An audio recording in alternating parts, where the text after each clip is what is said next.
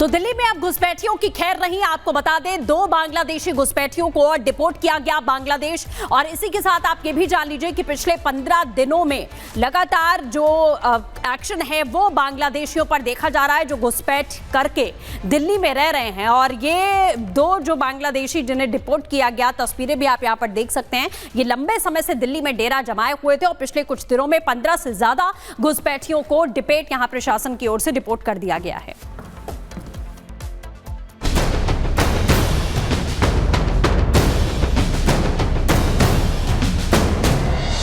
Delhi police राजधानी में मौजूद घुसपैठियों की जांच कर रही है, छानबीन कर उन्हें खदेड़ रही है। अवैध तरीके से रह रहे घुसपैठियों का बोरिया बिस्तर बांध वापस बांग्लादेश भेजा जा रहा है। हर बढ़ते दिन के साथ ये आंकड़े लगातार बढ़ रहे हैं। दिल्ली में घुसपैठियों की नो एंट्री के लिए दिल्ली पुलिस हर इलाके में दस्तक दे रही है और ताबड़तोड़ कार्रवाई भी कर रही है। इसी एक्शन के तहत दिल्ली पुलिस ने इन 2 बांग्लादेशी घुसपैठियों को डिपोर्ट किया। ये मां और बेटे साल 2005 से यहां अवैध रूप से रह रहे थे। साउथ कैंपस थाने की पुलिस ने हिरासत में लेकर डिपोर्ट किया है। डिपोर्ट किए गए मां बेटे का नाम नजमा और नईम खान है। 29 दिसंबर को गश्त के दौरान पुलिस को इनके बारे में जानकारी मिली। टीम ने मौके पर पहुंच 22 साल नईम खान को पकड़ा।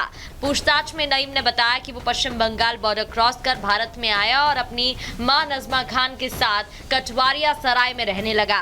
पुलिस ने अपनी इसी एक्शन के तहत सरोजनी नगर से मोहम्मद अख्तर शेख को गिरफ्तार किया। अवैध तरीके से भारत में रह रहे घुसपैठियों की दिल्ली पुलिस चुन चुन कर पहचान कर रही है। इनका बैग पैक कर बांग्लादेश भेज रही है। अभी तक के आंकड़े बताते हैं कि इस ऑपरेशन के तहत दिल्ली पुलिस करीब 17 बांग्लादेशियों को वापस भेज चुकी है। तो भारी संख्या में ऐसे लोग हैं जो रडार पर हैं। उनके दस्तावेज खंगाले जा रहे हैं।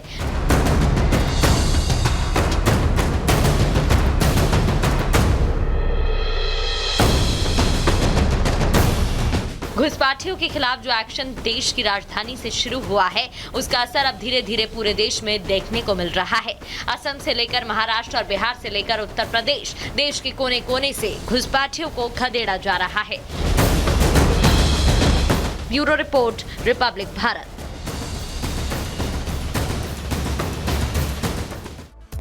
तो अवैध रूप से रह रहे ये घुसपैठी एक बहुत बड़ा चिंता का विषय है और इनको लेकर के चिट्ठी लिखी गई थी, जिसके बाद एलजी ने आदेश दिया कि जहां जहां वो लोग जो बिना पहचान पत्र के रह रहे हैं, वहां जाकर के जो पुलिस है वो ये जानने समझे कि ये लोग कौन हैं, उनके पहचान पत्र देखे जाएं। हालांकि इस बीच ये भी जानकारी निकलकर सामने आई थी कि बहुत सारे लोगों का जो पहचान पत्र है वो फर्जी तरीके से बनवाया गया।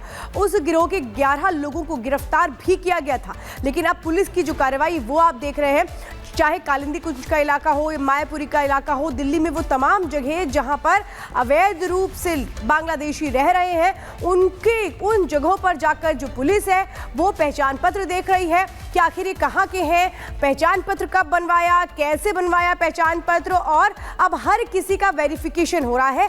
बाकायदा इनके पहचान पत्र लेकर के जो पुलिस है वो इनका रिकॉर्ड मेंटेन कर रही है, ताकि ये पता लग पाए कि कितने लोग एक जगह पर रह रहे हैं और आए कहाँ से हैं ये लोग, मूल रूप से कहाँ के रहने वाले हैं। और जिसके बाद ये पता लग पाए, वो एक डेटा तैयार हो पाए कि कितने ऐसे लोग हैं जिनके पास आई कार्ड है, कितने ऐसे लोग हैं जिनके पास कोई भी आइडेंटिटी कार्ड नहीं है, यानी अवैध रूप से वो रह रहे हैं।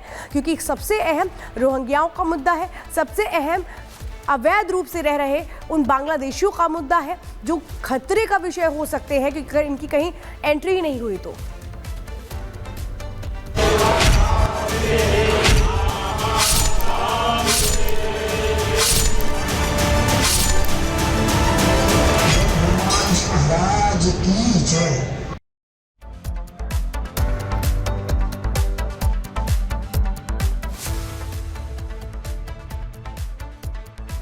और अब बात दिल्ली की करेंगे। आपको बता दें, अरविंद केजरीवाल आज पहुंचने वाले थे हनुमान मंदिर और वहां पर ऐलान करने वाले थे पुजारी ग्रंथि योजना का, लेकिन वो अचानक पहुंच जाते हैं आईएसबीटी स्थित मरघट बाबा वाले मंदिर, जिस पर अब सवाल यहां लगातार बीजेपी की ओर से उठाया जा रहा है, क्योंकि हनुमान जी के मंदिर पहुंचकर इस योजना का ऐलान करने का दावा अरविंद केजरीवाल की तरफ से किया गया था। लेकिन आईएसबीटी पर स्थित मरघट बाबा वाले मंदिर पहुंचते हैं अरविंद केजरीवाल और वहां पर उनकी ओर से पुजारी ग्रंथि योजना को लॉन्च किया जाता है।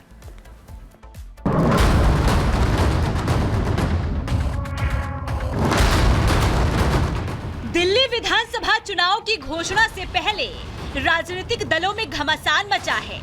बीजेपी और आम आदमी पार्टी एक दूसरे पर वार पलटवार करने का कोई मौका नहीं छोड़ रही है, जिसे आज ही जारी इन दोनों पोस्टरों को देखकर समझना मुश्किल नहीं है। कड़कड़ाती ठंड में इस सियासी गर्माहट की शुरुआत आम आदमी पार्टी के उस योजना के ऐलान के साथ हुई, जिसमें अरविंद केजरीवाल ने वादा किया है कि अगर दिल्ली में फिर सत्ता में लौटे तो मंदिर के पुजारियों और गुरुद्वारे की ग्रंथियों को हर महीने 18,000 रुपए देंगे। इसे मैं वेतन या तनख्वाह नहीं कहूँगा, एक तरह से इनका सम्मान करने के लिए इसकी घोषणा कर रहे हैं कि लगभग 18,000 रुपये महीना इनको सम्मान राशि दी जाएगी हमारी सरकार बनने पर। आपके इस ऐलान के बाद बीजेपी ने एक पोस्टर जारी किया है। एक्स पर जारी इस पोस्टर में अरविंद केजरीवाल रुद्राक्ष और फूलों की माला पहने दिखाई दे रहे हैं। इस पोस्टर के बैकग्राउंड में घंटियां दिख रही है। पोस्टर में केजरीवाल को चुनावी हिंदू बताया गया है। इस पोस्टर में नीचे लिखा है, मंदिर जाना है बस मेरे लिए एक छलावा, पुजारियों का सम्मान मेरा चुनावी दिखावा, सनातन धर्म का मैंने हमेशा मजाक उड़ाया। 1 दशक तक आपने ना पुजारियों का सम्मान करा, ना धर्म स्थलों का सम्मान करा, ना ग्रंथियों का सम्मान करा। आज जब चुनाव निकट हैं तो आप उनको वोट बैंक की राजनीति के तहत उनका स्मरण कर रहे हैं, उनको ये झूठे वादे दिखा रहे हैं। जहाँ तक केजरीवाल जो घोषणाएं कर रहे हैं वो तो चुनावी घोषणाएं हैं, चाहे पुजारियों के लिए और ग्रंथियों के लिए, मौलानाओं को तो अभी तक पैसे मिले नहीं, 18 महीने से वो कह रहे हैं। बाकी चुनाव जो होना चाहिए वो जो गंदा पानी आ रहा है उस पर होना चाहिए, वो जो यमुना प्रदूषित है उस पर होना चाहिए, जो दिल्ली में प्रदूषण है उस पर होना चाहिए, जो भ्रष्टाचार है उस पर होना चाहिए। बीजेपी के इस पोस्टर पर आम आदमी पार्टी ने पलटवार किया है। आपकी तरफ से भी सोशल मीडिया एक्स पर एक पोस्टर जारी किया गया है, जिसमें बीजेपी को केजरीवाल का ओपन चैलेंज दिया गया। आपके इस पोस्टर में लिखा है, बीजेपी में हिम्मत है तो केजरीवाल जी की खुली चुनौती को स्वीकार करें, अपने 20 राज्यों में पुजारियों ग्रंथियों को 18,000 सम्मान राशि दें। लोगों के मन में जिसको लेकर के चिंतन था, वो पहली आम आदमी पार्टी है जिसने सार्वजनिक तौर पर ऐलान किया है कि सरकार बनने के बाद सभी दिल्ली में जो पुजारी हैं, ग्रंथी हैं, उनको 18,000 रुपये सम्मान राशि के रूप में दिया जाएगा। पुजारियों और ग्रंथियों के खिलाफ क्यों आ गई है भारतीय जनता पार्टी मैदान में? इसका मतलब मानसिकता से ये लोग नफरतों से भरे हुए हैं, मानसिकता से ये भारतीय झगड़ा पार्टी है। इनको दिन रात झगड़ा करना है, नफरत फैलाना है। अरे केजरीवाल जी ने एक योजना की घोषणा की है, आप वो योजना 22 राज्यों में लागू करके दिखाइए। सियासी वार पलटवार और तंज के बाद अब पोस्टरबाजी का दौर शुरू हो चुका है, जो बताता है कि दिल्ली में विधानसभा चुनाव अब बेहद नजदीक है। ऐसे में राजनीतिक दलों के साथ नेताओं का फोकस वोट बैंक है, जिसके लिए दावों के साथ साथ वादे भी जरूरी है और उस पर सियासत भी। Bureau report, Republic Bharat. और गणेश इस वक्त है ज्यादा जानकारी देने के लिए। गणेश, क्या ये माने कि जो दिल्ली चुनाव है वो भी धर्म के इर्द गिर्द घूमेंगे, क्योंकि यहाँ पे पोस्टर वॉर शुरू हो चुका है। एक तरफ पुजारियों को सम्मान देने की बात आ रही है, दूसरी तरफ बीजेपी सवाल उठा रही है।